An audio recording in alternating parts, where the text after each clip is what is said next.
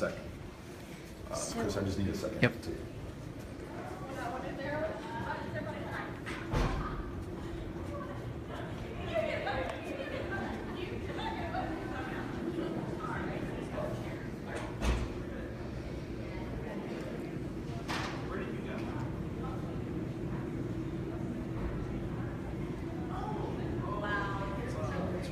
Yes, it really is.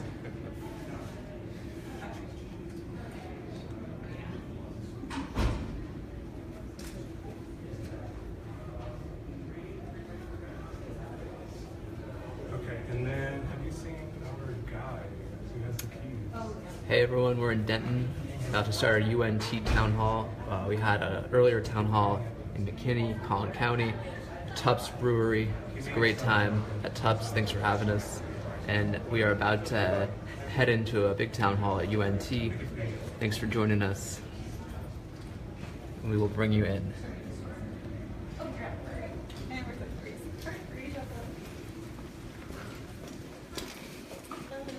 Door closed now. So we're gonna actually check out an overflow room first. The auditorium could only hold so many people, and so we've set up an overflow room. We're gonna check in there first.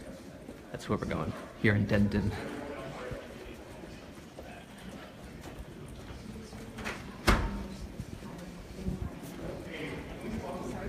Yeah. Hey, everybody. Hey. You have my cookies. Is that it takes a while? Hey, I wanted to thank you all for coming out to this today.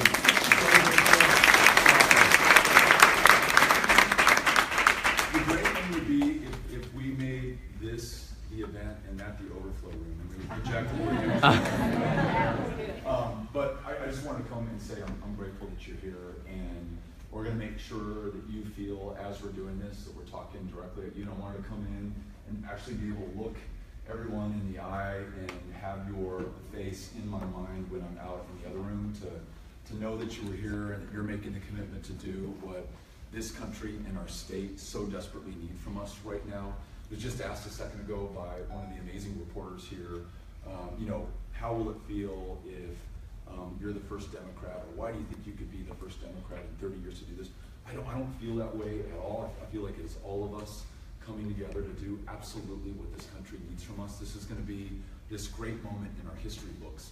Not about a candidate, and not about a party, and not about any one person. It's going to be about meetings like these and people like all of us who came out here today. And so I just want to tell you I am extraordinarily proud of this community and what you're making to happen right now. Please stay after it. There are only a little more than 6 months left until people begin to vote. It's nuts, 6 months. We've been at this for 14 months so far. To put it into perspective, this is the home stretch.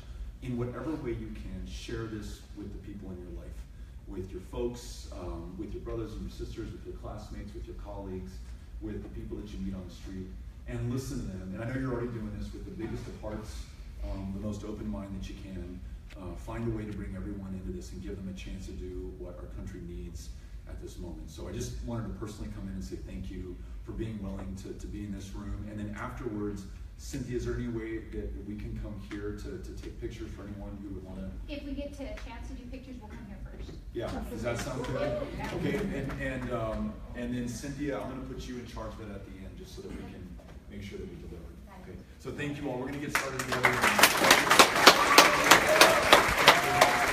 All right, so we're at UNT in Denton. That was the overflow room. We're going to head into the main auditorium now for a town hall. Hey, how are you? Good, thank you. That's so nice.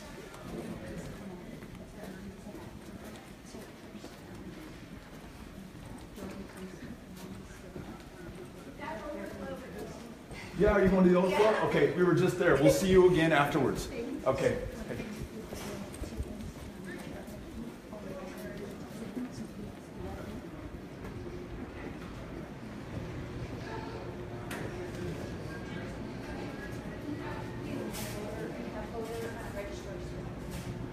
Hi, Beto. Thanks. Hey. How's it going? Yeah.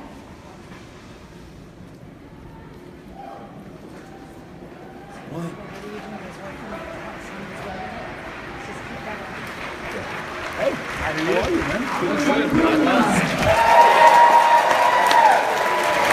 Democrats in the room?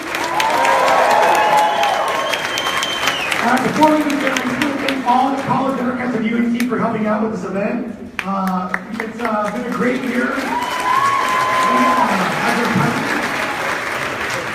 Let me recognize some of the candidates that have attended, as well as some of the elected officials. For U.S. Congress District 26, we have Lindsey Fagan. For Texas Railroad Commissioner, which is a statewide race, we have Roman McGowan. For Texas House District 64, we have both candidates for the runoff. We have Andrew Morris, as well as Matt Beto. For Texas House District 106, we have Ramona Thompson. For County Judge, we have Diana Leggett. For County Clerk, we have Amy Manuel. For Justice of the Peace Precinct 4, we have Michael Calloway. For Kansas City Mayor, we have Neil Durant. For Prosper County Council, we have Norma Hutchins. She's somewhere in here.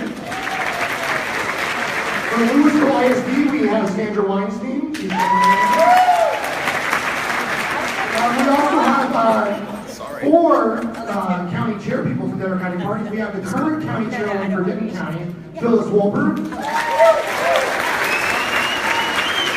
The incoming county chairperson for Denton County, Dr. Angie Gadena. The county chairperson from Wise County, Janet Amos. And the county chairperson for Park County, Kate Barr. So it's been a delight setting this thing up. Its turnout is much higher than I ever anticipated. Now it's my pleasure to introduce the organizer of this town hall. Derek Miner came to me last August with the idea in mind for this type of event. And it's really been one of his greatest passions over this past year. So please give it up for Derek Miner.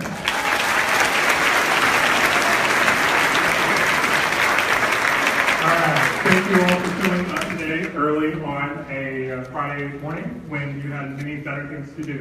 I greatly appreciate all of you attending. Y'all do have anything better to do than come here? Great to hear. I sure the Congressman loves to hear that support and we love to hear that from all of you. I want for everyone to give a big shout out to everyone who helped make this happen today. It was a huge ordeal to get this going, and all of us together. Without further ado, I would like to introduce to you our next U.S. Senator, Congressman Beto.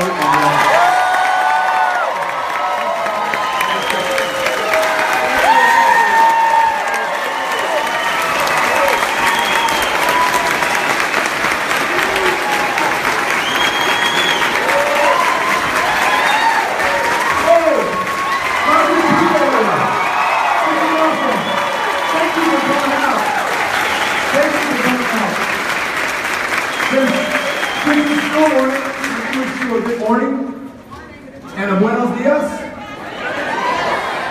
And then let's try something, because there are a lot of good friends and fellow classmates and fellow Texans and Americans and human beings who are in another room about a 2-minute walk down the hall because there were not enough chairs, not enough space here. I wonder if we can make enough noise that they can hear us in that room from here.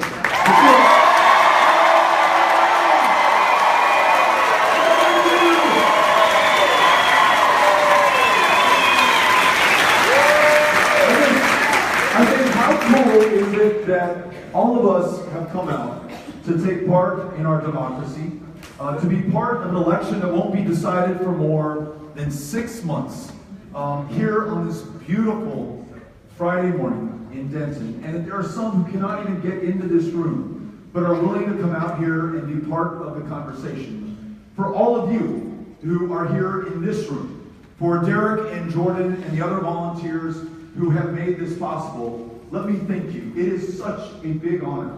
I am so privileged and lucky to be part of something that is giving me, on a personal level, beyond any fortune we might have in this election, at a personal level, so much hope at a time that, I gotta tell you, I desperately needed it. Where I began to question just where this country was going and what we were capable still of doing, and what I could, in good conscience, promise my kids, my 11-year-old son Ulysses, his 9-year-old sister Molly, their little 7-year-old brother Henry, about this country and who we are.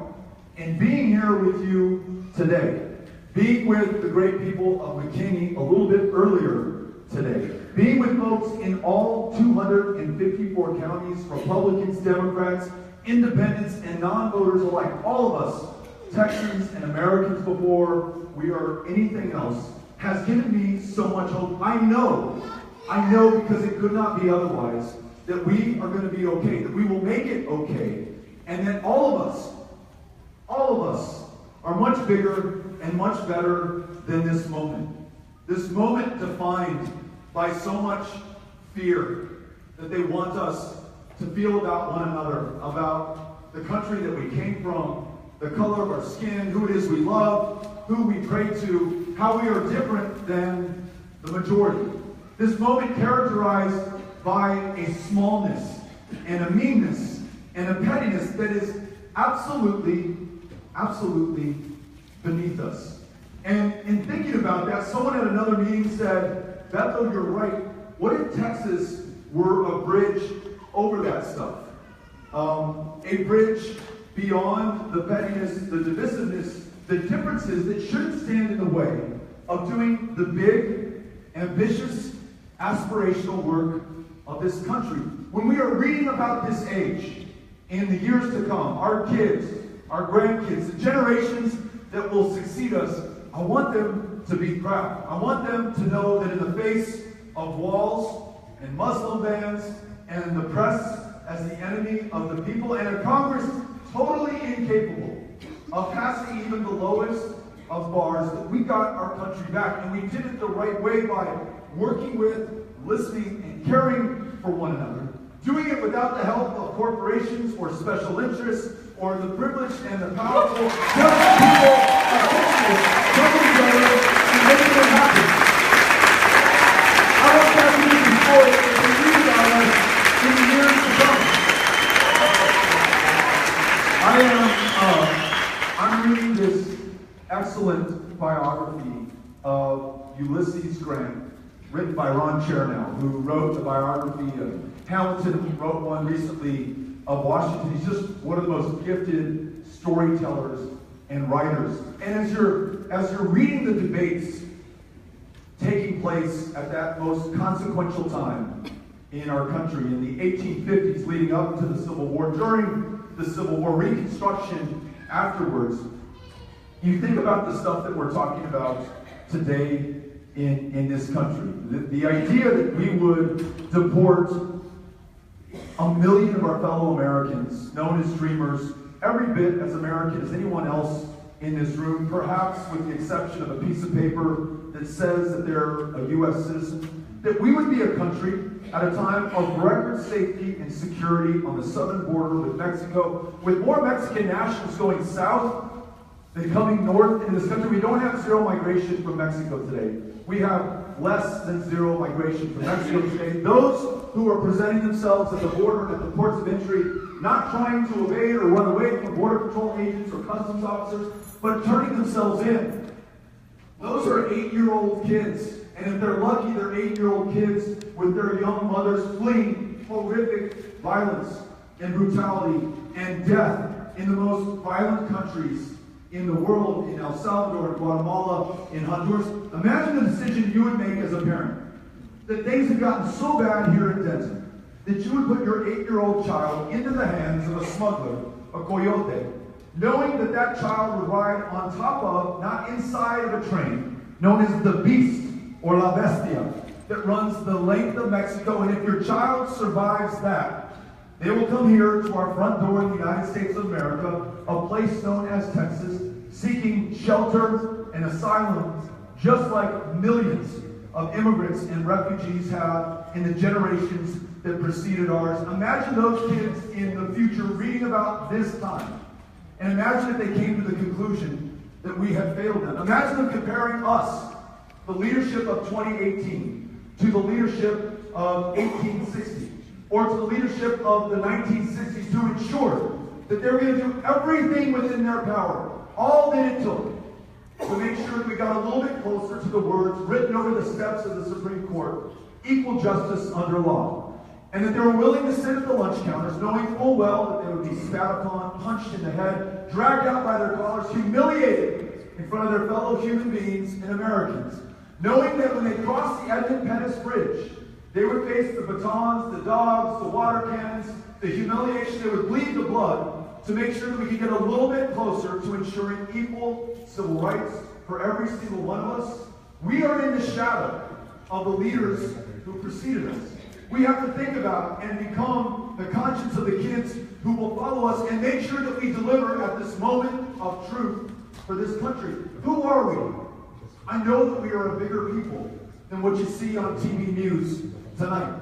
I know that we are far better than a president who demeans people based on their differences, who wants us to be afraid of one another, who are trying to keep people out of this country, of one religion. Though we are comprised of asylum seekers and refugees the world over, the very foundation of our strength, our success, and yes, our security is that we are the destination of choice for people the world over, in no state more so than the state of Texas, the most diverse state in the most diverse country on the planet, the source of inspiration for countless people around the world. We lose that at our peril. So if it is the test of time, or measuring yourself against the conscience of your kids, or those who preceded us in the last 230 years that made us the greatest nation the world has ever known, the future, this country, our state, is counting on every single one of us. And each one of us must commit ourselves to the work ahead. And it is more than showing up today. I know you know that. It is more than voting on the 6th of November. I know that you also know that. It is about listening to and working with the people in your lives. As the son of a Republican mother who we have convinced to vote for me in this election, I know that we got to be open to everyone. Listen to everyone. Try to understand everyone in our lives and beyond, and bring them into our lives. That is how we are going to do this. So, to answer the question asked by the reporter just before we came in, how are you going to be the first Democrat in 30 years, as Floyd Benson did it in 1988, to represent this state in the United States Senate? I just don't think about it like that. We can't be doing this to be the first Democrat. We cannot be doing this for Beto or Rourke of El Paso. We got to be doing this for this country and for our future and for the things that are important to us in our lives. And that's what all of us are doing today. So I'm so grateful to be a part of it.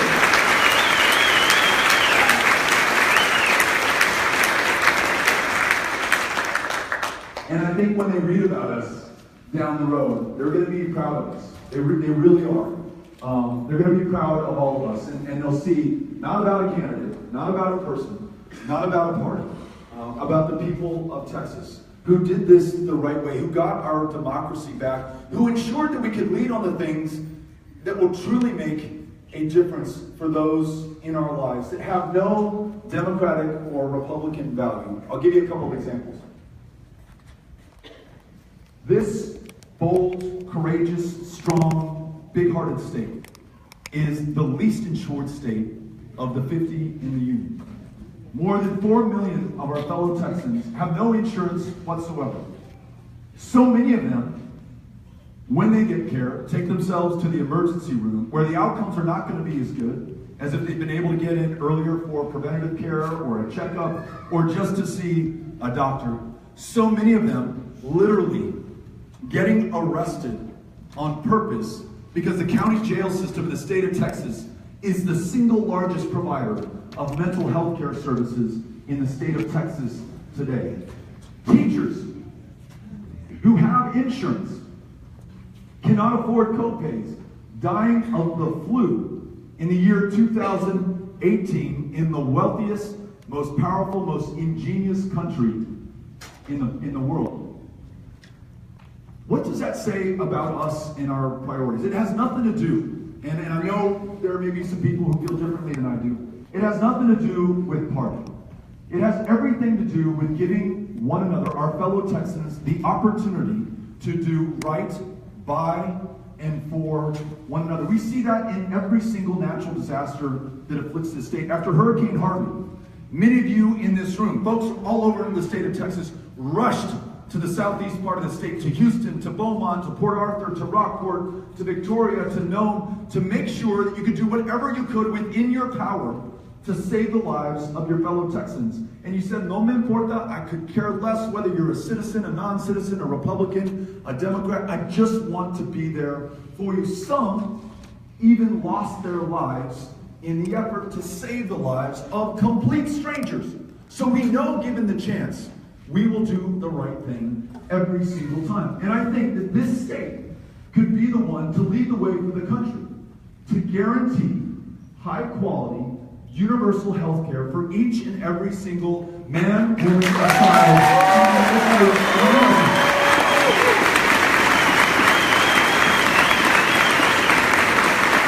And this is the perfect place to do it, right? That's why I say they wouldn't see it coming from us. But perhaps no people understand the consequence of not having health care like the people of Texas. So perhaps no people better than ours to lead the way. We know it's not just good for that person who's now being treated for their schizophrenia by a therapist instead of at the county jail. It's not just good for that school teacher who can afford her flu medication, or that young man who's not trying to crowdfund his care for his diabetes, literally trying to get $5 and $10 at a time for his insulin. Something that should be free or as close to free as possible, given the fact that this cure has been around for forever. It's not just for them, as important as that is. It is for all of us, because when you are healthy enough to finish your education, when you're healthy enough to go to work and pay taxes and shoulder your fair share of the burden, when you are healthy enough to start a business and create jobs for your fellow Texans, when you're healthy enough to write that novel, or to start a punk rock band and begin touring the country and sharing your story and your songs and lifting the spirits and quality of life for your fellow human beings, all of us benefit from that. And when someone tells you, as they undoubtedly will, you know what, that sounds great, universal health care, sure, I'd love to have that, but it's going to be really expensive. You tell them that they are right. It is going to be expensive when more people are able to fulfill that prescription that will save their lives, or have that surgery that they have been counting on, been unable to afford, or that treatment for their child that is not covered by their current insurance plan, so they just cannot afford to help them out. Yeah, that's going to be expensive. It's going to be a lot less expensive than the way that we deliver care today, whether it's in the county jail, whether it's in the ER, whether it's the lost opportunity and productivity and creativity of our fellow Texans. I almost went off the stage there. Talk about needing healthcare. So I love the idea, and this is something we've heard in the biggest of cities, in the smallest of towns, in the bluest of places, in the reddest of counties. People want to make sure that we do this, we lead on this, and we do it the right way. We listen to one another. Perhaps I don't have the best path to get there. Maybe I need to open my mind, listen to someone else who sees this a little bit differently. Certainly be willing to compromise, because I think that's the only way we're going to get anything of any significance done in this country. We can hold our breath, sit in our own corner, hope the other side will go away, hope that we build enough of a majority on ours to just cram it down their throats and hope that it sticks. Or we can have a little bit of humility and a little understanding that maybe there's no monopoly on common sense or good ideas or a path to making life better, that Republicans as well as Democrats care about the future of this country, want people to thrive and be well. Just see it from a little bit of a different point of view. And that was driven home to me after I introduced a bill a year ago, March 22nd of 2017. it was brought to my attention in a meeting just like this one, that we were losing the lives of so many of our veterans who had put their lives on the line for this country. Get this, fewer than 1% of our fellow U.S. citizens have served this country in the armed forces since 9/11. Think about all the wars we have fought and are still fighting tonight around the world, born on the backs of fewer than 1% in Afghanistan, in Syria, in Iraq, in Yemen, in Libya, in Somalia, in Niger, and almost countless, like literally countless, because there are so many other places. And when they come back, far too often unable to get the care that they need for their post-traumatic stress disorder or their traumatic brain injury or the other signature conditions and wounds of service and combat. Who are we as a people to not hold up our end of the bargain and to find out that those who have what is known as an other than honorable or bad paper discharge were by law prevented from even setting foot in a VA? So get this, the consequence of your discharge, and there should be some kind of consequence, some kind of price that you pay, some kind of responsibility for your behavior and the decisions you made. The consequence for far too many of these veterans was their own life. We're losing 20 veterans a day, every single day, by their own hand, the majority of whom have been unable or were unwilling to get into a VA. For those veterans with a bad paper discharge, the suicide rate was twice as high as it was for the general veterans population. So you can understand why, after learning that, we wrote this bill, the Honor Our Commitment Act, to make sure that we opened up these VA medical centers to these veterans. Nearly 500,000 of these veterans who by law could not get in. Great idea. Who could argue with it? The bill was going to go absolutely nowhere unless we could find a Republican with whom we could cross the finish line. And so I sat down with a colleague who saw this a little bit differently. Didn't want to do this exactly the way that I did, had a little bit of a different approach. We were going to get to a little bit of a different destination. Not my ideal, not my vision of perfection, but better than what existed. We sat down, compromised, introduced a consensus piece of legislation, not my original bill, not a Democratic bill, not a Republican bill. Got it passed out of the committee, got it passed in the House of Representatives last December, 435-0. Worked the relationships that we had on the other side of the Capitol, the Senate, Republicans and Democrats alike, got it passed out of there. And 1 year to the day, March 22nd of 2018, just last month, Donald J. Trump signs that into law, and we are beginning to save the lives of people that would otherwise lose in this country. That, to me, that's got to be the Texas way, right? That's got to be the way that we do this, and not just in service, but it's got to be in the way that we campaign, that we run this race, that we win this election. So what I'm asking of you is that whether the issue that brought you out here today is one that I've raised, fulfilling our commitment to veterans, delivering on health care so everyone can deliver at their best for this country and their families and their community, leading the way on immigration, being the defining immigrant state and immigrant story, or maybe something that we haven't touched on yet, like making sure that we don't warm this planet another 2 degrees Celsius and lose it forever in the generations that follow. For those lucky enough to be at UNT, acknowledging that there are some who could not find the resources to be able to attend this university, who knew that they were going to be carrying tens of thousands, maybe hundreds of thousands of dollars in student loan debt on their backs going forward, and just couldn't bring themselves to bear that burden, that we can lead the way on making higher education in whatever form it comes available to each and every single one of us and our kids and the older Americans who are desperate for the training, the skills,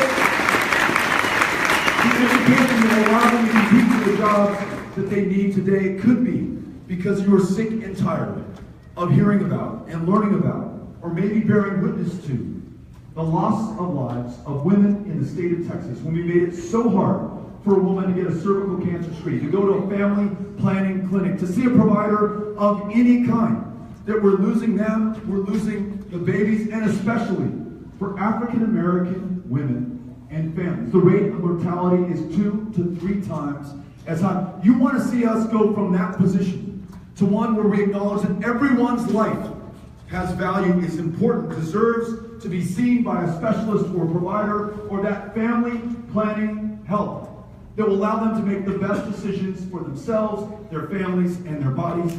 It could be.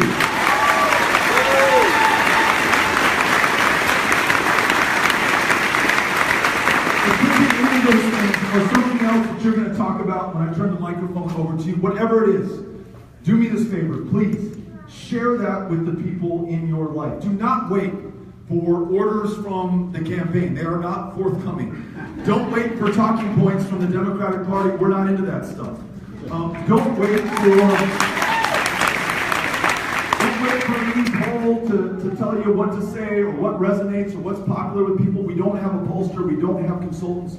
We're doing this the right way, the Texas way, by listening to one another and sharing with one another what's on our mind, why this is the most important election of our lives. And there are two things that I want to ask of those who are willing, and then I'm going to turn the microphone over to you.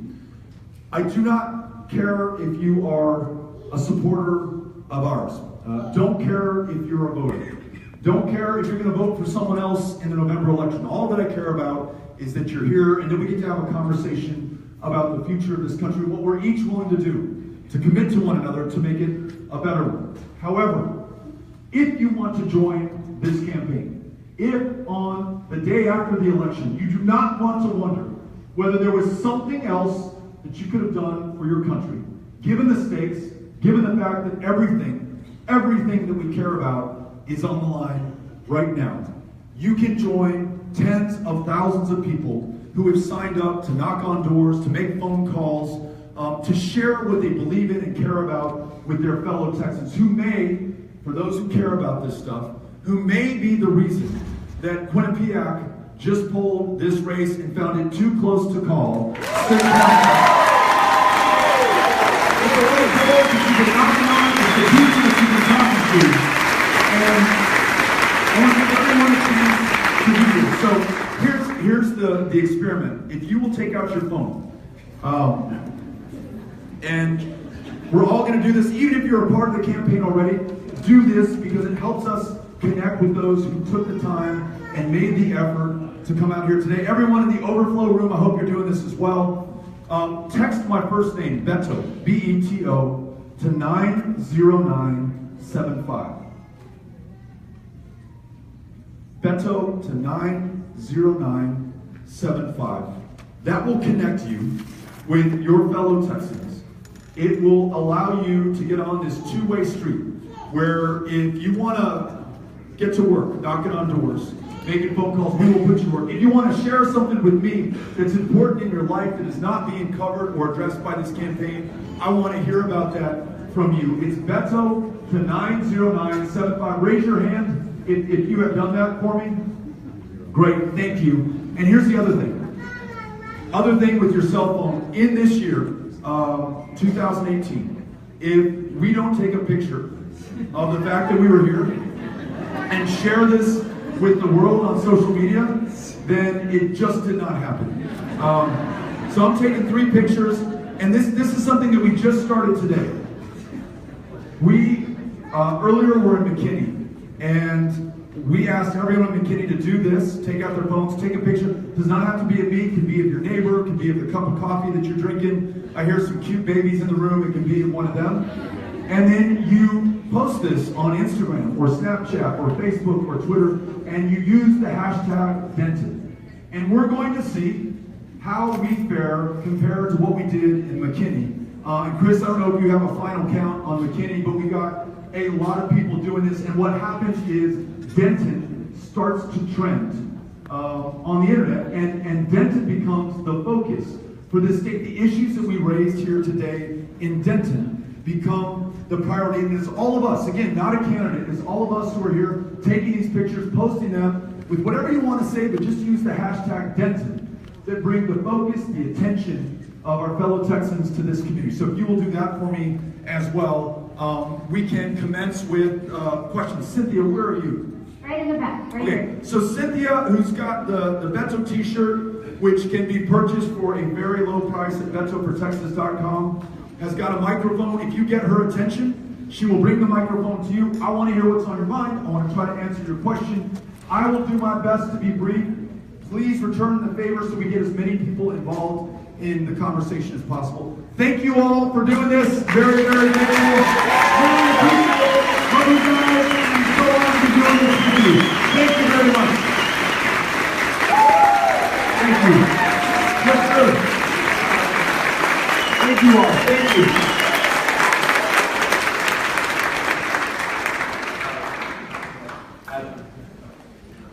As we know, you're for Medicaid for all, or how, and you're for like veterans and such, but one thing that I haven't really heard covered in the discussion about is like, what will we do with the VA once we move over to like a Medicaid for all system? Would we keep it like the post office, have it specialized for veteran need, or would you roll it in with the rest of Medicaid? It's a really great specific question.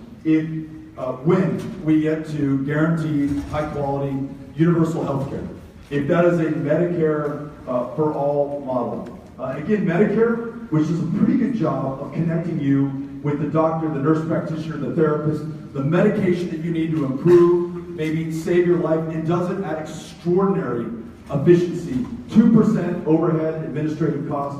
That might very well be the model for all of us in this country. What happens to the VA? 9 million of our fellow Americans who are veterans, who served as far back as World War II, as recently as tonight in Afghanistan, how do we make sure that they get the care that they need and they deserve, given the fact that they have some unique condition? You don't see a lot of PTSD in the general civilian population. It happens, but not to the degree that it does for those who have served. So my answer to that question is that the VA doesn't go anywhere. It continues to be, and maybe with even greater investment and oversight and accountability, a center of excellence for the care of veterans. The veterans that I listen to say, I want to go to a doctor or a provider who takes care of other active duty service members, other veterans, so they know the right questions to ask, the things to look for. At a time that we're losing 20 a day, the signals of suicidal ideation that we need to be on the lookout for, that maybe that physician or provider in general practice in the community, as great as she is or he is, might not have the experience or the familiarity to see, point out, and to work on. So I don't think the VA goes anywhere. In fact, whatever happens, I want to make sure the VA is strengthened. And why is that so important right now? I've been in Congress for a little more than 5 years. I am working with my 5th VA secretary.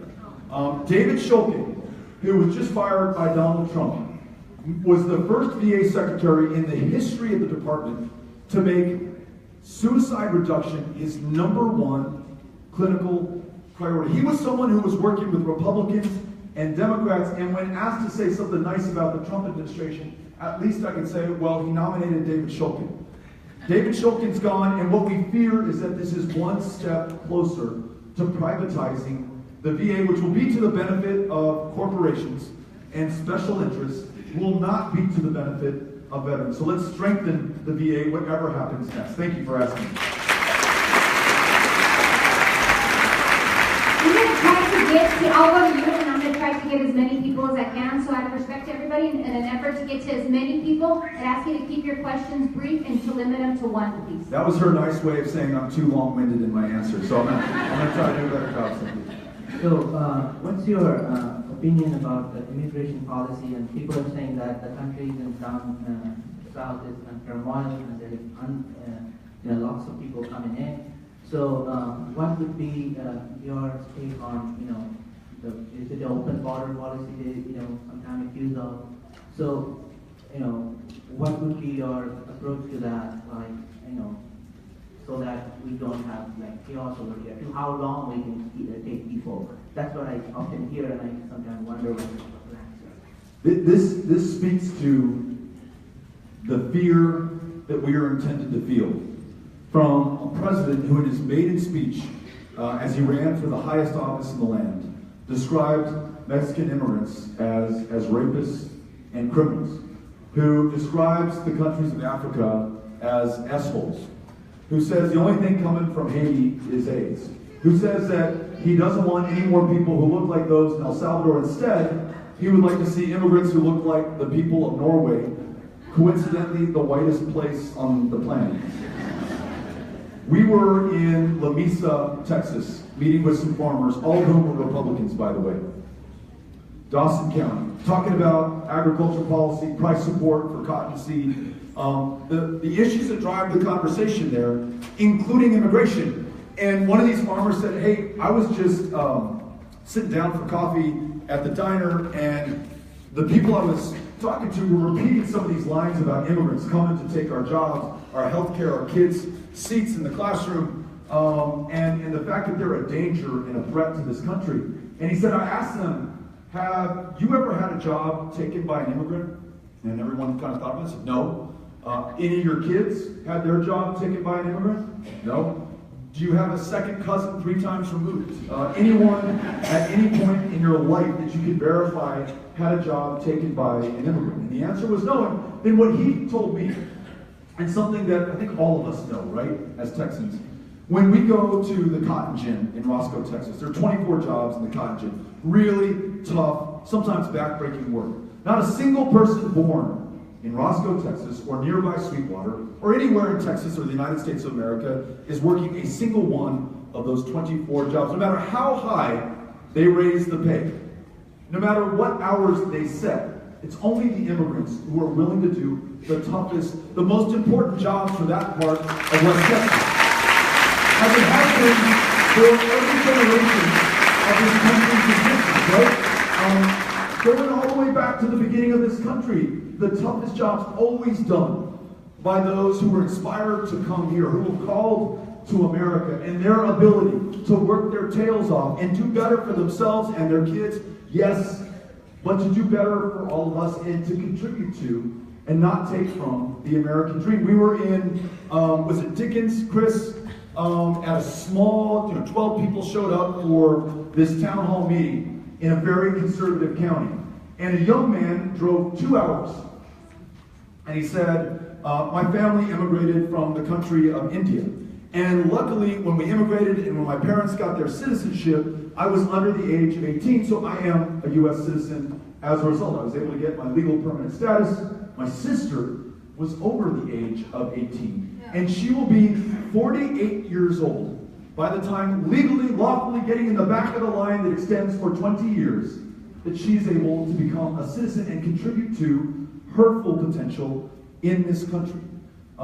This is not about doing the right thing for the immigrant. As compelling as that might be for me, someone who represents a community of immigrants in El Paso, Texas, this is doing the right thing for our country. If we turn our back on those who want to come here, this country, our economy, this state will literally collapse. And so we, the people of Texas, who know this better than any other people in this country, should be the ones to lead the way. And listen, let's get off the back foot and off of defense. No more protecting dreamers from deportation. BS. Dreamers need to stay here as full U.S. citizens, contributing to their full potential. No fear of deportation.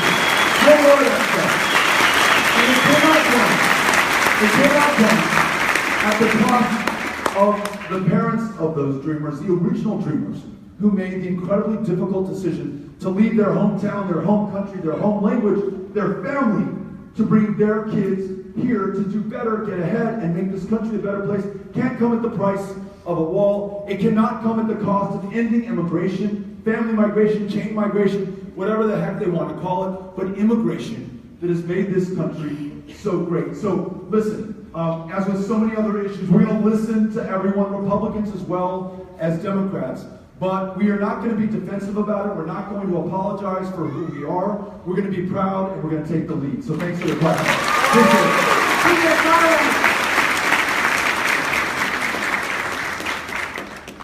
Hi, I have a question. As a big supporter of the work that Senator Elizabeth Warren has done, a person who voted for Bernie Sanders, I am curious about your vote for H.R. 4790. I'd just like to get a background in your thought process. It is the Volcker Act that deregulated some of the Dodd-Frank Act recently. It was voted on, and I'd just like to get your perspective.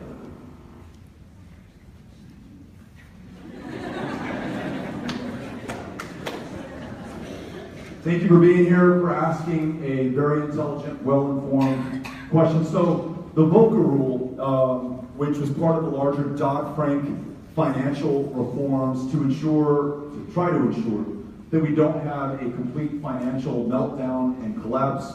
No more that's too big to fail. No more of taxpayer-supported bailouts for financial institutions who were gambling with their depositors' money. And the Volcker Rule says you as a financial institution, as you know, are not able to speculate with your deposits and engage in this risky behavior that could jeopardize both your clients and the larger United States and frankly the global economy. The bill that I voted for, I think it was this last week or the week before, just sets the threshold for where the Volcker Rule will kick in and allows smaller community-serving institutions, because this has been one of the problems that we've seen in otherwise really good legislation in Dodd-Frank, is that the big guys and gals who committed the blunders, who jeopardized our economy, who visited devastation on so many families and homeowners and those holding the bag at the end of the day.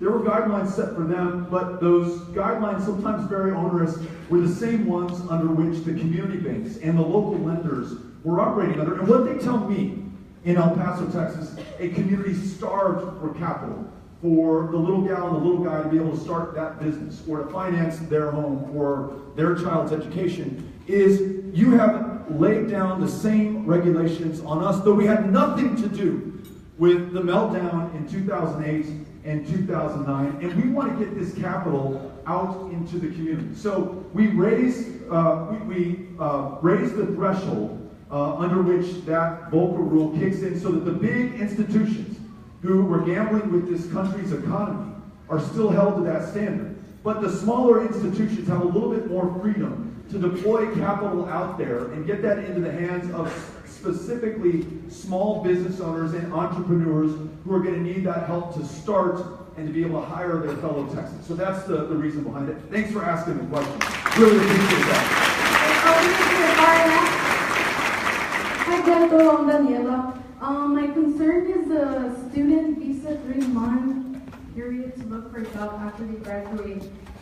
Could you please take this to proposal to Congress and consider extending the amount of time to find a job and give international students at least a year and a half to work in the U.S. Many companies do not want to sponsor international students, and that decreases our way of diversifying our country. I see it very unfair to see college students pay twice as much as students that live here in the U.S. and once they graduate not be able to find a job. So, thank you. I think that makes all the sense in the world, and I think it was a Republican, not a Democrat, who said that as international students graduate from the University of North Texas or UT El Paso or any institution of higher learning, we should be stapling a green card to the back of their diploma, because just out of our cold self-interest, here we have, as taxpayers in this country, invested in UNT to make it the great institution that it is. That great institution is going to provide a great education to that international student. And just as she is about to pay dividends on our shared investment in her education, for her to go back to the country of origin because of our outdated, unreflective laws of our own interest, and she's going to be successful there and create jobs there and innovate there instead of here, makes no sense. And so, yes, let's extend the period to be able to find work. Let's make it easier for international students to be able to contribute to our success in this country, and if they so desire. And let's also have a little bit of humility with this. Not everybody wants to be a U.S. citizen. Not everybody wants to live their lives in America. They may be drawn by the institution, the education, the opportunity, but they love their country just as much as I love my country. But for those who do want to come here, who are inspired by us, who do want to plant their flag in Denton, let's make it easy for them to do it, because they will benefit, but more than they, the community of Denton, the state of Texas, our country will benefit. So thanks for great question.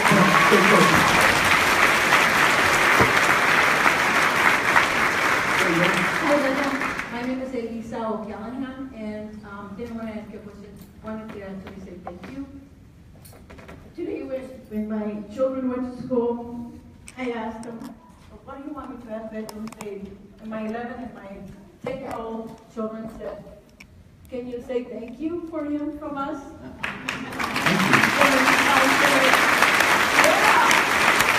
Thank you for your sacrifice. You have children, and you're sacrificing your time with your own children because you care about our children. And I want you to be, well, we see you as a beacon of hope in this dark, dark time in our country. And we want to follow that beacon, that light, because this country should not be run on hate, discrimination, should be run on what you stand for, equality, hope, respect, and equality. Thank you. Well, thank you. Listen, we in this campaign are just trying to reflect what you just said that we find in every part of Texas. Every part of Texas. We are such a great people. And keep us honest in this campaign. Absolutely, there will be the temptation to go low, right? There are already efforts to scare you about me. And I might be a little scary, but I'm not that scary, right? You can see firsthand. And we've got to resist the temptation to try to scare other people about the junior senator from Texas. And you know, really, there's nothing to be scared about. There's nothing to fear. There's nothing to personally attack. We may disagree on policies. We may have different records of service, different ways to approach it. I guarantee you he loves this country every bit as much as anyone else here does. And if we cannot win this race on our merits, on the ideas, on our vision for what we're going to do for Texas, then we don't deserve to be in that position of trust and leadership of the state. So let's do this for the hopeful, right reasons that we all came to this meeting to do it today. And we'll stay on. Keep us honest.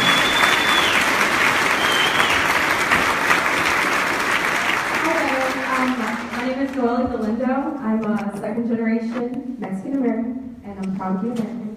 So in 2014, President Obama and Peña Nieto met together to discuss the southern border, and they developed the El Programa Sur, Frontera Sur. And although it was for a humanitarian purpose to protect the southern states and to protect those that are migrating, it actually became more deadly, and it made those migrating from Central America more difficult to, go through Bestia and travel and seek asylum here. What is your plan to essentially make those that are trying to seek violence or get away from violence so they can get opportunity here in the USA? President Obama, in just my opinion, reasonable people can come to a different one. 45 years old was the greatest president of my lifetime. And it's something that I'm so proud of. And I'm so grateful. And I know that he met the challenges with compassion and always sought to do the right thing for this country. Never perfectly, made some mistakes. I think he'd be the first to admit that. One of those was the fact that that president, under that administration, perhaps separated more families, deported more people, sometimes people who posed no threat to this country, who had been living peacefully and safely and raising U.S. citizen children right here in the United States of America under that administration. And I think this is an important point for us all to take in, because this did not start with Donald Trump. This is not a Republican issue. Visiting Artesia, which was a detention center for those Central American refugees under the Obama administration, a 3-hour drive from El Paso, Texas, the closest city. By visiting it twice, I learned that it was in effect a deportation camp where people were held for unreasonably long periods of time, unable to bond out to be with family. People who were seeking asylum, fleeing horrific, unprecedented violence, certain death if they went back. And as you mentioned, though I think the intent was noble to secure the border, to make that passage safer for those young families, it consigns so many people to additional suffering. It in some way, if not outright, turned our back at least gave them the profile instead of the full welcoming embrace of the United States of America, a tradition that we have more or less, and yes, imperfectly honored for 230 years. So here's what we've got to do. This, the wealthiest, the most powerful, the richest country on the planet, has to, for no other reason than our self-interest, do a far better job of welcoming those who have no other place to go. We have always been the beneficiary of that. It has always netted us more than it has ever cost us. And take this into account. I don't know how many tens or hundreds of millions of dollars we just spent launching cruise missiles into Syria. The second time we've done it under this administration, to what effect, I don't know. Last time we did it, Assad used chemical weapons almost right away, and will continue to use them. If we care about the people of Syria and the greatest humanitarian disaster we have seen since the end of the Second World War, face this. This year, almost halfway in, we have taken a total of 11 refugees from the country of Syria. We are on track to accept a total of 44 from the country of Syria. And so whether it's Syria or the Northern Triangle of Central America or any other place on the planet, we have the resources, the capacity, the will, the tradition, the heritage to do this. And if we lose that, we will absolutely lose ourselves. So this mistake was many administrations in the making. We've got to make it right. And again, I think that is something uniquely, given the fact that we connect to the rest of the world unlike any other state, this is something that Texas should lead on. So thank you for raising it. Really appreciate it. We're going to go to speed round so we can get into the last few questions. Hi, my name is Cooper, and my dad started opening clinics in the DFW area for CHIP. I was wondering how you're going to support that program. The Children's Health Insurance Program connects hundreds of thousands of kids, the youngest among us, with the health care that their lives will depend on, and to show you how bad Congress is faltering, how justified your frustration is with us and this institution. I think it took us 6 months to reauthorize a program that had always enjoyed bipartisan support. It may be that there's no corporation or special interest or PAC that is buying access to members of Congress to push them to do this. It may just be that Congress is incapable of even the lowest bar of performance, something that is universally popular. If you were to poll whether or not we should make sure that little kids get access to health care that will save their lives, who would be against that? It helps to explain the approval rating for Congress, 9%. 9%. You want to know, who are those 9%? What?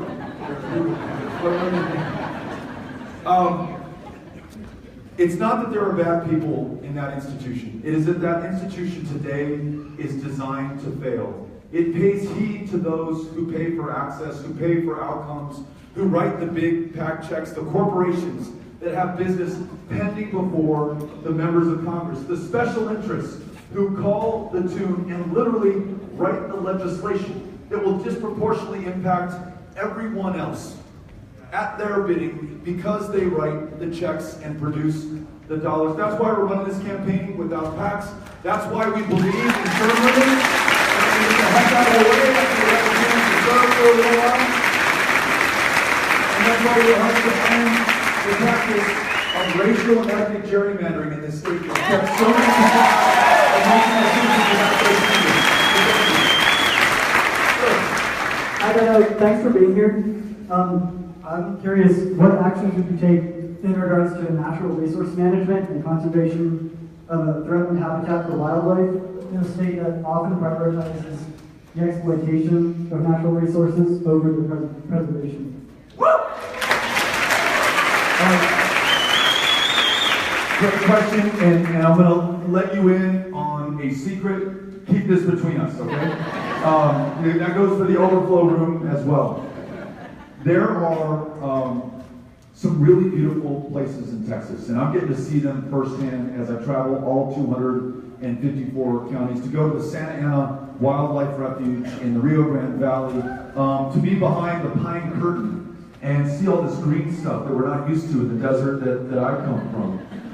To be in the Panhandle in Canadian Texas and watching the sunset over a historic barn that was shipped in one room at a time, purchased out of a Sears Roebuck catalog 120 years ago. I'm just blown away, and I don't want to lose it, right?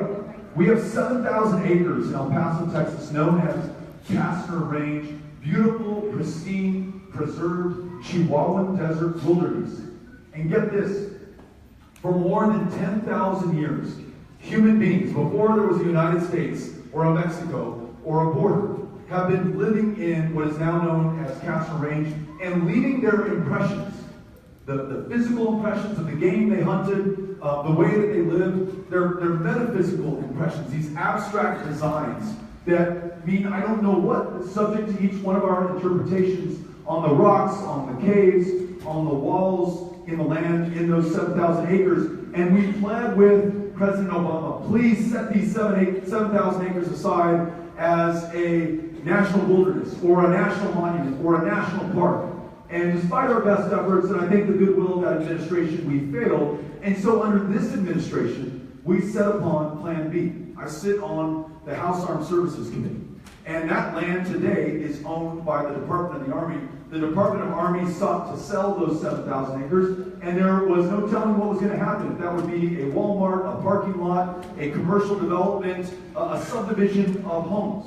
And within the National Defense Bill, working with Republicans and Democrats alike in the House, and then in the Senate version that also had to succeed if we were going to prevail, we were able to insert a provision that will preserve Castner Range, all 7,000 acres, forever in perpetuity for this and future generations of Americans and those who visit our country to understand who we are. I wanted those stories left 10,000 years ago to be part of the record of who we are. And our president, President Trump, signed that into law at precisely the time that he's trying to diminish the national lands that we have in other states. Now listen, the reason we need to keep this a secret, I don't know that President Trump knew that was in the defense bill. And so don't anybody tell him that we were able to preserve it. So we will continue to be creative, find any means necessary to do the right thing, and find those partners on the other side of the aisle, and even in the White House who can make it happen. So thanks for asking the question. We want to do that for our questions.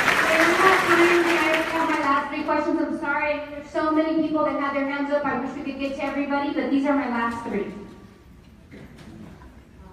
Hello, thank you for being here.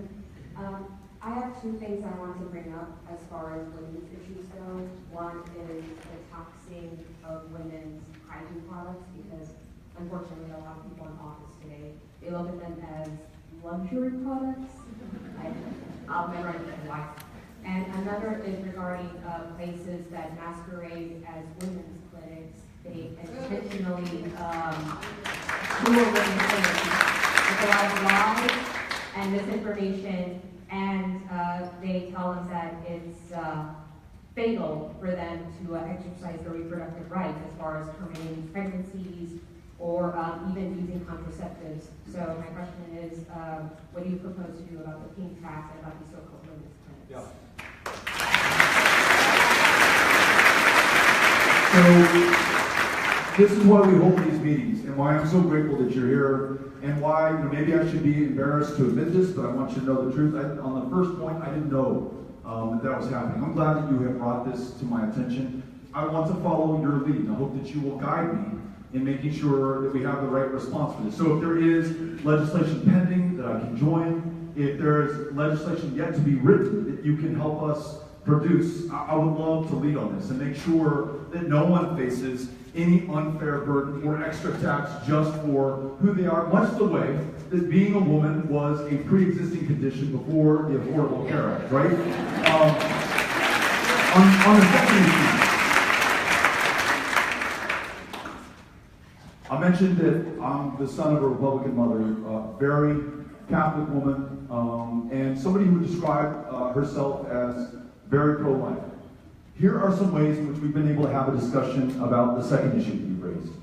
In the 7 years since this state has really set itself at war with Planned Parenthood and shut down what I think is a quarter of the family planning clinics in the state of Texas, here's what we've seen. We've seen Texas, by some accounts, lead the country in the rate of maternal mortality. We have led the country in the rate of repeat teen pregnancy. We have seen a spike in abortions performed in the state. When I share those three things with my mom, she says, no, that's not what I want to see. That's not what any of us want to see, no matter how we describe ourselves, who we are, what party we belong to. And so I think I can make the case to my mom, especially when I remind her that by law, not a federal penny can be used in providing abortions at family planning clinics, including Planned Parenthood. That is where you can go to get a cervical cancer screening, to have a cancer detected before it consumes and kills you, where you can make intelligent decisions about your body and about your family and about your future, and where you can get a better education about sexuality and sex and life than the one I got from my dad, who, when I was 16 years old, called me down to his office for what I would later learn is the sex talk that he kept in the basement, pulled open a drawer of condoms, and said, I have no idea how many are in here. Then he shut the drawer and he said, that's your sex talk. And we don't have to steer it. We have had the sex talk with our 11-year-old son. And the sex talk certainly has the mechanics, the birds and the bees, but it also has, we're going to treat one another with respect and dignity. Whoever it is that loves you or that you love or that you want to be with at any time in your life, I want to make sure that you treat that person with respect, that you demand respect from those with whom you are, that we love each other in the best possible way. And yes, that includes making sure that you have the care, that you have the resources, that you don't face the discrimination that limits so many people in this country. And one other point, and Cynthia, I'm sorry, I know you wanted me to be quick, but you asked perhaps one of the most important questions. When we look at the terrifying rate of infant mortality among women of color in this country, when we know that the disparity between black and white is greater today in 2018 than it was in 1850, when we listen to women of color who talk about the weathering that they endure that compromises their health and their ability to provide a good future for themselves, their bodies, but also the children that they want to raise, the families that they want to have in this country. You really understand that the question that you asked and our ability to ensure that everyone is provided for and everyone is treated with respect is central to healthcare, to the viability of our families and our communities. So I'm so glad that you're here. I know that Cynthia's going to get your information so you can guide us on the first question. On the second part of that, if there is more that we can do, please tell us and we will do it. Thank you for being here. Very, very good. Thank you.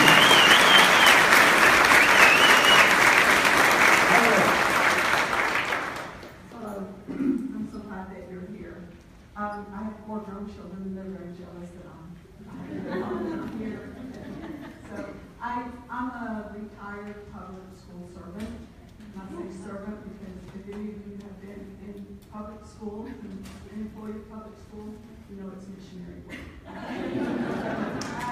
I wanted to speak on behalf of the huge change that happened to retirees this year for our medical benefits. The average retiree gets less than $2,000 pension. Our medical premium increased twofold, and our out-of-cost pockets also increased dramatically. So my time was short-lived. I just wanted to get your thoughts on this and the continued cuts to public education that impacts retirees and current employees and also impacts our children, as most of these cuts tend to be for cuts to nurses, which I'm a retired school nurse, and cuts to those services other than just in the classroom. Teachers, librarians, counselors, those that are, are very needed in most of our public schools right now. Thank you for your service to the community, to the country. And I think I've got this figured out because it was hard for me to reconcile that given the importance of the job that you just described, of being a counselor, being a nurse, being a librarian, being a teacher, being a principal, the fact that the future of this country hinges on our ability to deliver excellence in public education, why we would jack the cost for retired teachers for their health care by a multiple of at least 2, maybe up to 3, why we would punish teachers who worked in the private sector. There's something known as the windfall elimination provision. If you worked in a restaurant and a small business in the private sector for 15 years and then said, you know what, I want to do some public service, I want to help those kids, got your teaching certificate, start teaching, you cannot draw down the earned benefit, the thing that you're paid into, Social Security, that is eliminated. And you are dependent on the teacher retirement system of Texas that has not had a cost of living adjustment for 13 years. So I've got this figured out because you're like, that doesn't make any sense. We revere our teachers. The reason so many of us have had any success in our lives is because we connected with a great public school teacher. Here's the thing. I think at some point in the not too distant past, retired teachers were getting filthy rich. They had become these tycoons who were just living off the fat of the land, the largesse, the taxpayer. We had to put an end to it. So we punished them for their public service. No, I think, there's this apocryphal quote from General George Washington, who said that our ability to continue to recruit young Americans into our armed forces, to fight these battles and take on this other really tough, demanding form of public service is contingent upon how they see those who had preceded them in service being treated. So if we don't treat our veterans well, how can we expect that 18-year-old to be willing to enlist? If that retired teacher is living in penury, is not able to make ends meet, cannot take care of herself or himself, if that teacher in the classroom today is forced to teach to the test instead of the child is being asked to pack heat instead of teach algebra, is not given the respect that is paid that they need, how are we going to be able to teach the teachers of tomorrow in those classrooms? So we are on the bill that will eliminate the windfall elimination provision. I will work with our state legislators on the issue of their health care going up, and I'll make sure that we honor those and walk the talk with the resources and the focus that we provide to this to make sure that we get more great public service like you in our schools and our classrooms. Thank you for being here. All right, last question. Thank you for being here. Congressman, as I told you last week, the last time I had this feeling, the first time I had this feeling was in 2004, watching the keynote address of the Democratic National Convention.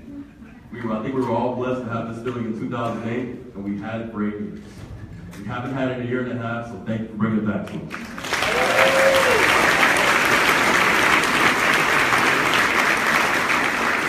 On behalf of the Denton Democratic Party, I want to introduce our party chair, Phyllis Wolfer. She has a gift for you.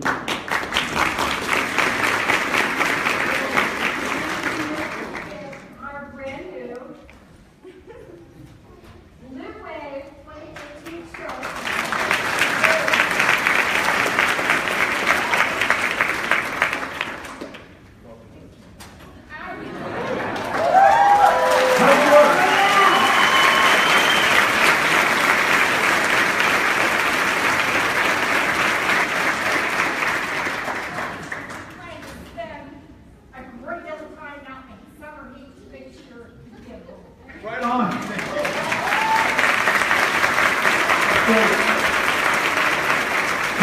thank you. Now I'm going to give this shirt to Cynthia.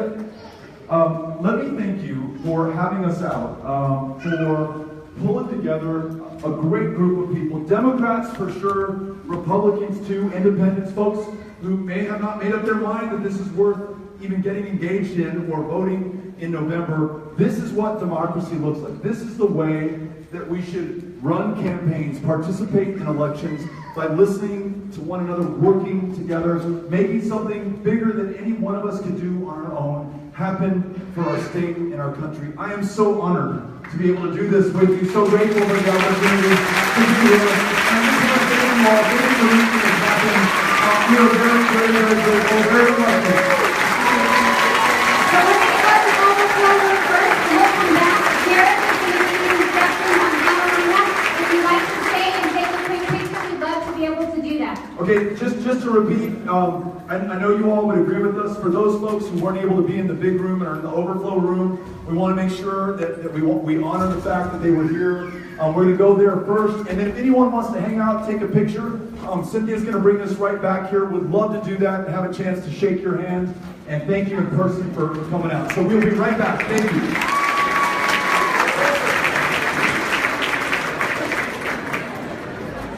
Okay, so if you are wanting to stay for a photo, he will be coming back shortly. We'll be right back. And Yeah, sounds good.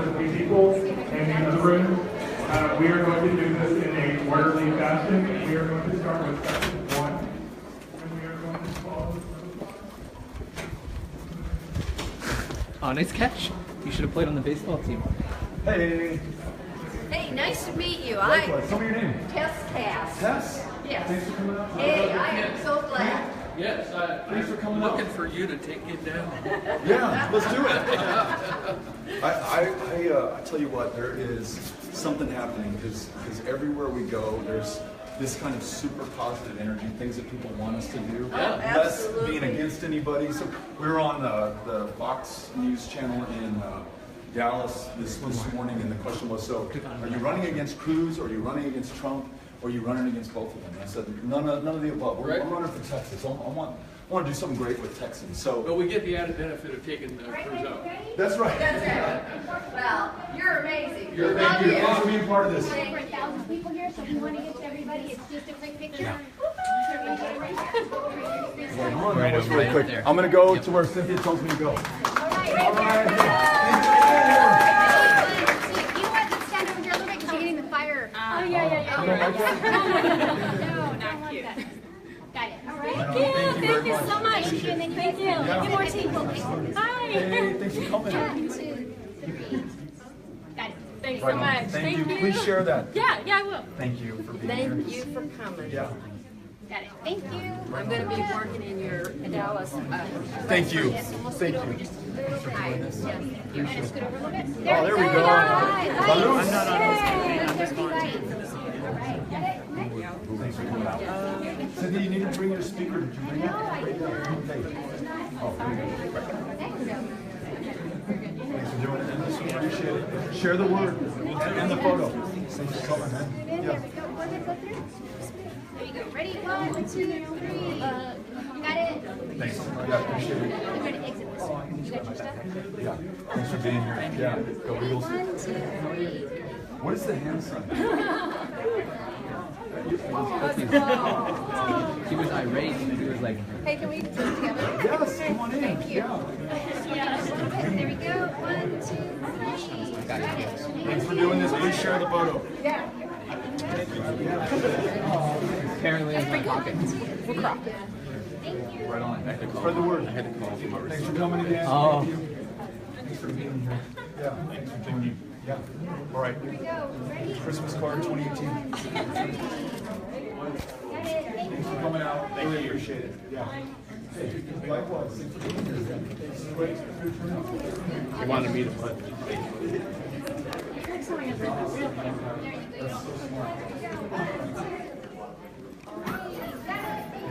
Hey everyone, so we just finished town hall in Denton at UNT, and we just ran over to the overflow room to say hi to everybody and get some pictures, and then we're going to head back into the main ballroom where we just wrapped up our second town hall of this awesome Friday morning. We were in McKinney this morning at 8:30, Tufts Brewery, Collin County, and then drove over to Denton.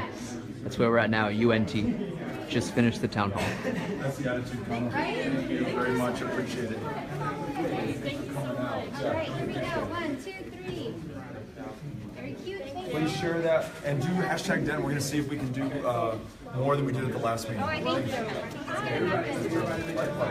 Snapchat. Oh. Oh. Shoot, one more time. Oh. One more time. Wow. Snap, tell me so I can get a good picture. Don't mess up. All right. 1, 2, 3. Is there a way to? Oh, Beto, you close your eyes. I gotta redo that. Sorry. So there's an X at the corner of Snapchat, and you just see it allows you to X out. Can you give me a Snapchat tutorial? Yeah, afterwards, totally. Please. All right. Now. Thank you. Thank you. Appreciate it. Ready? My generation is Facebook, but What generation is that? thank you so much. Please share that. Thanks for coming here and let people know. Here we go. Next. Hey, thanks for joining. All right. Appreciate it. Ready? 1, 2, 3. Oh, that's the claw. I like it. Can I do left hand too? Yeah, sure. Okay. Right on. I'm gonna try to do the claw. Here we go, guys. 1. Oh, that's a little scary looking. Oh, this is good. Do you make Here a we face go. while you're doing it, or just the claw? Yeah, you did though. I did. Yeah. I couldn't help it. It was an interesting idea. Oh, it's like pirate. It is. Thank you. Thanks for being here, man. Here Appreciate we go. 1, 2, 3. Oh, the claw. Okay, are expanding. Okay. My face automatically It goes doesn't. in. It's like you must have children. You're like. Here we go, guys. Over here. Ready? 1, 2, 3. Nice. Come on up. Thank you. Thank You you. got it. You got it. I think it might have changed. Okay. Oh, yeah. Did you warn her to Snapchat? No, Here we but go. I just wanted it like this. She's requesting horizontal. There we go. Thank you for doing this. Hey. Let's do this. Ready? 1, 2. Oh, so cute. I love your hair. Thank you so much. Please share and do the Denton hashtag. Sure. I'm going to get a PhD here in Right on, in what? neuroscience and Okay. PTSD and stress Oh, is wow. actually what I'm Here we go, researching. guys. We need you at the Ready? VA. I'll be there. All right. Awesome. 1, 2, Awesome. 3. Nice. You're my hero. Thank you for doing that. I mean that. Yeah. Thank you. This is our second time. We made it back out of hell. Ready? Here we go. Yeah. 1, 2, 3. Got it. Thank you. Grab You're this. welcome. Come on up. Thanks. Yeah, of course. Right, this way. You want it this way. Here we go. Hey, thanks for joining. Appreciate All it. right. 1, 2, Yeah. clap. Oh, sorry. Beto. I do the All face. right. Come on up. Beto does the pirate face this way. Hey, Tiffany, right on. 1, 2, 3. All right. Come on up. Thank you. Hey, tell me your name. Sarah, thanks for coming All out. right. 1, 2, 3. Got it. Next. Same one. Easy. Oh, that's all right. Yeah. I may or may I'm not glad have that taken you a shower. feel like but you I'm had not to yet. share that. That's awesome. Come on up. Thank you. All right. Here Appreciate we it. go. Beto, nice to meet you, Jesse. Ready? 1, 2, 3. Beto and Jesse. Got it. Right on. Next. Thanks for Come on coming up. out. Appreciate it. Here we go. Hey, Perla, thanks for coming out. 1, 2, 3. Here we go, Perla. Same phone. Come on up. Right on. All right. Ready? Over here, guys. 1, 2, 3. Nice. Next. Thanks Come for on coming up. out. Yeah, please share. Good. Come on up. Yeah. Hey, how are you? Captain, you help us fix this. Let's do it together, right? Absolutely. Oh, is that Snapchat? It is not, sir. Here we go. Come on up. Come on up. Thank you very much. Yeah, spread the word. Absolutely. Yeah, thank you. And Sarina, Cindy Ramos is I was hoping introducing you in this room. Other one. Yeah. Do you want it before we Thank you for coming out. Sarina, you have your phone. You want me to take a picture? Oh, this one? There we go. It'll be on You got, yeah, please. You do that. I'll do this. That works. Thanks for being here. All right. 1, 2, 3. Over here. Got it? Right on. All right. Come on up. Please share that. Yeah, thanks.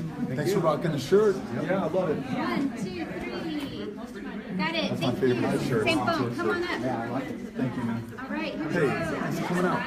Ready? 1, 2, 3. It's a good reason, right? You're taking the part in the future of the country. You're going to save the country. All right, here we go. Next. 1, Thank you for being here. Really appreciate it. 2, 3. Got it. There you go. Right on. Please share that. Yeah, thank you. There's your bottle. Thank you. All right, here we go. Ready? Thank you so much for being here. 1, 2, 3. All right, love it. Cute. Thank you. Come on up. You're welcome. Thanks for being here, Catherine. All right, 1, 2, 3. We need some music. Thanks for spreading the word. Right? Yeah, Come on up. appreciate it. Hey, thanks for being here. Appreciate it. All right, you ready? Here we go. 1, 2, 3. All right, next. Come on up. Please share that photo. All right, I like it. Yeah, Come on thank up. you. Come on Hey, up. thanks for being here. Chance. Kyle, thanks for All joining. right, Yeah, here we go. this is going to be a good one. 1, 2, 3. Nice. Right on. Thank you all. Thank you. Really appreciate it. Here we go. Hey, thank you for being here. Ready? 1, 2, Oh, right on. and 3. Got it. Next. Same book? I'm with We changed it up a little bit for you. Did you tell? Wasn't the exact same? It is a little different with speech baby. All right. All right, come on up. Thanks for being here. Appreciate it. Thank you for doing both of Here we them. go. Of course, wouldn't miss it. Yeah, thank All you. right, For, 1, 2, 3. Got it. There we go. please Next, share come on that. up. Yeah, thank you. Thank yeah. you. Hi. Hey. I Joanna. like the sound of that. Thank you. Thanks for Come on being here, up. John. Please share that. Hey, likewise. Thanks for being here. 1, 2, 3. Got it. Thank you. Come on up. Keep it up. Thank you. Yeah, hi. Oh. That looks All crazy. right, ready guys? Over here. Is that 1, here? 2. No, I'm here too. Oh, right on. Here we go, guys. Where in Missouri were you? Portland. Okay, right Ready? on. And then were you part of the concert because Here of we Fort go. Bliss? No, I was gotta keep Oh, you're moving. born there. Okay, Here we right go. 1, 2, 3. Got it. Next, come on up. Thank you. No, you're nice. Yeah, I didn't want to get you in trouble. No, you're good. Hi. Thank you for being here, for wearing this shirt and supporting us. Ready? Yes. 1, 2, 3. Got it. Next, come on up. Thanks so much. You're welcome. Yeah. Hey. Thanks for doing this. Yeah. 1, 2, 3. Got it. Thank you. Come on up. Thank you, and please share. Yeah, thanks. I'm awfully short. What are you talking about? I'm too tall. Yeah. 1, 2. Oh, I love that. That's very cute. All right, come on up. Thank you very much. Yes, let's and spread the word on that. Yeah, this is the way that we do it through this campaign. All right. Ooh, please be Texas. We will. We will. Help me, okay? 1, 2, 3. Got it. Thank you very much. You're good. Oh my gosh, yes. He's a big fan. What's his holding name? the baby. Ian. Here we go. Oh my gosh. Oh, Wow. I like those stripes. Beto, you've had practice. Looks good. Here we go. Thank you. Ian All right, is next, beautiful. come on How up. old is he? 4 months. Oh my gosh. Cynthia, this is like a magic moment. Awesome. I Yeah. love it. Hold on, let me get one more. All right, You got one nothing more as cars? cushy. Yeah. It's a cute baby. Here we go. Beto and... Oh, Babies for Beto. babies He's not for- sure about it, but that's okay. Yeah, he's keeping an eye on mom. But Yeah, he's like, do all right. not leave. All these Mom. phones in front of him. He's All happy. right. Oh, thank you so much. Cute. Bye, Ian. Oh, he's You're a smiling. beautiful boy. He just want. Oh, he wants you. Oh, very cute. Sorry, dude. You gotta go home with mom today. Hi. Bye, Baba. Thank you. Oh, thank you. Really appreciate it. Come Yeah. on up. All right. Hi. You don't have a baby? No, I Okay. don't. Sorry. No. I have a nephew. There you go. Thanks for coming to this. Please Thank share you. Yes. and do hashtag Denton. I like it. This Definitely. is exciting. Thank you. Appreciate you being here and doing this. All right, ready? 1, 2, 3. Got it. There you go. Thank you very Come much. on up. Appreciate it. Good luck. Yeah. All right. Thanks for joining. Really appreciate it. Thanks for being here. Yeah, grateful. Ready? 1, It's gonna be a good one. 3. The best one yet. All right. Thanks. Thank Please you. share it. You're welcome. Hashtag Denton. All right. Here we go. Again, thank you. Yeah, right Ready? on. 1, 2, 3. Got it. Thanks for Anybody meeting us else? at the outset. Really appreciate it. That was nice. Do you mind if I walk with you? Yeah. Not at all. Come over. I'm going to take one quick picture here. Okay. Thank you. I gotta do the eagle claw. Gotta do the eagle claw. Here you go, you got it. Okay. Look, oh, there's the face. Love it. There we go. Can you take one with mine? I want to send sure it to will. Miss Cindy. Yep. Oh, no, she's gonna call me and be like, "Oh my gosh, Serena." She's very proud of you. I've heard She of you is super about proud. the years. I've known you since you were. Well, I've heard about you a lot. Yes. She's from very your mom. excited Super proud. to Yes. introduce you next week in DC. Yeah, so. we're excited to see She's her. like, DC is a week-long trip, and I'm like, okay, have fun. I'll be here at school. Every year that we've been there, she's come up. All right, Amazing. you're up. So- Come on up. Well, thank you for Yeah, everything. thank you. Tell her we said hello. I will. Yeah, thanks. Here we go. Hey, so much for coming. Of course. Yeah, we Thank you, miss it. Serena. Thank you, Serena. Bye. Is that it? One more? There you go. Come on up. Thank you. Hey, thank you. Appreciate it. Thanks for being here. 1, 2, 3. It's all quiet now. Right on. Thank you. Thank you. Anybody else? Or that's it? Do you want to walk over with us? Yeah. Okay. We'll walk over. Yeah, absolutely. How would you like us to do it? Oh, gotcha. Yeah. Thank you for doing this. Of course. Thanks.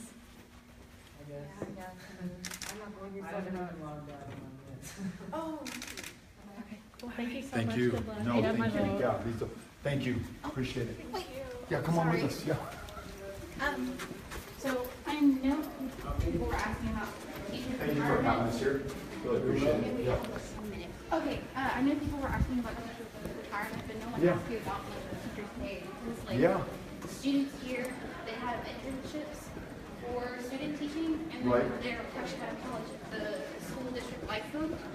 So we teachers as internships. One more. I made the same mistake going this way last time. Hey, Beto. Hey. Renata Thompson.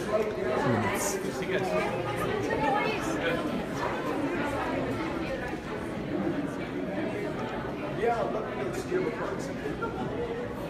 Yes. Thank you. Bye-bye. So in terms of these like unpaid. I just wanted to tell her my mom is 92, voted Democrat the first time in her life. I know she was a resi regular and she danced and everything. It's just really for us teachers that we provide for students that don't have any money for school. Aren't you a good meal for don't have help? Yeah. So yes, and I've seen it as I've visited different parts of Texas. In some places like the DFW area. Okay, that's what I'm looking at. Yes, I think there's a responsibility. So thank you. Yeah, I really appreciate it. No, I know how that goes.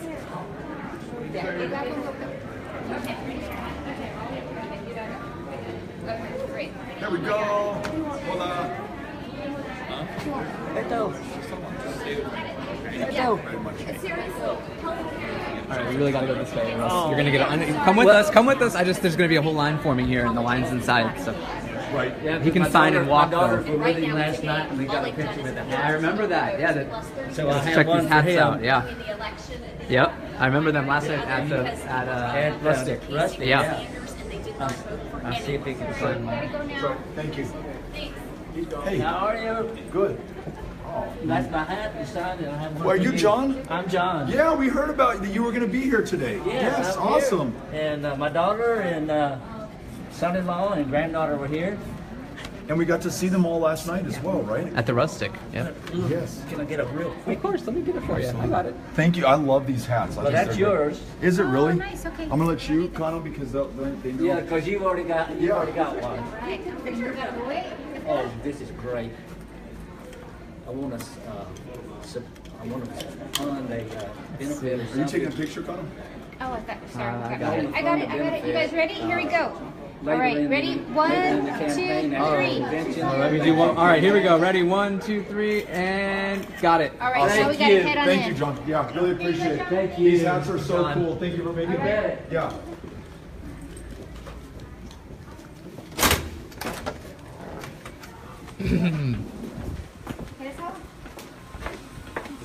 That doesn't look right. Nope. Nope. Yeah, it is.